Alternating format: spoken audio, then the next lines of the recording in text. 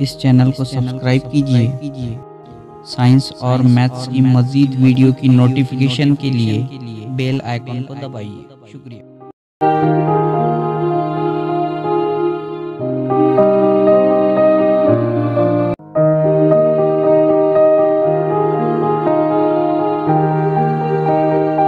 अस्सलामुअलैकुम। आज के हमारे इस मॉडल का नाम है इंसानी जबड़ा, जिसे इंग्लिश में ह्यूमन जॉ कहते हैं। इससे पहले के मॉडल में हमने देखा कि इंसानी जिस्म में कुल 2 से 6 हड्डियाँ होती है। इनमें से 22 हड्डियाँ खोपड़ी में होती है।